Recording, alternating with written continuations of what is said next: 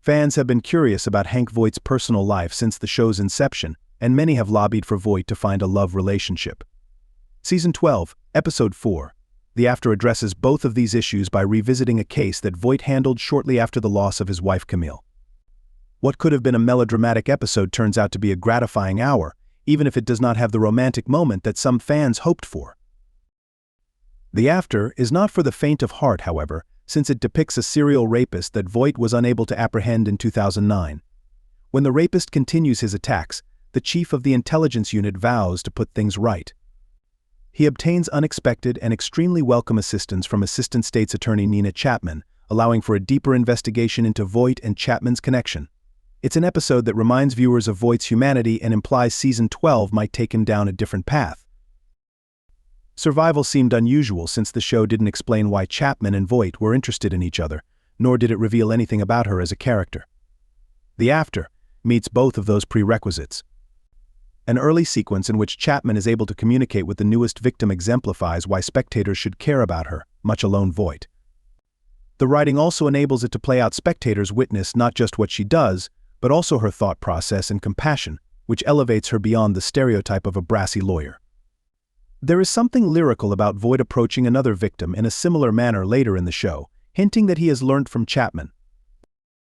The episode's last sequence depicts the two characters having a tough talk, and some viewers may be disappointed that Chapman does not explicitly state that she is in love with Voight, nor does the show close with them acting on their feelings.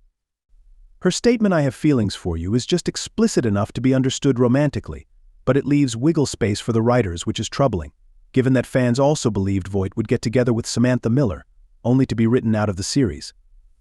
Hopefully, Chapman does not face that fate or become a victim of the ASA revolving door, because this episode demonstrates that she has a lot to offer both Voight and Chicago Police Department as a whole. Chicago PD Season 12, Episode 4 is more than just an opportunity for Voight to get closer to Chapman. It also delves into Voight's personal life and the most essential aspect of his past. When all of the other key characters have had romantic affairs, fans have wondered why CPD does not pay as much attention to Voight's personal life.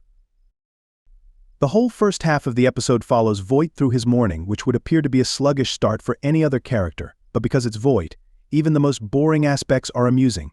Dialogue with Chapman offers a bit additional detail without detracting from the argument.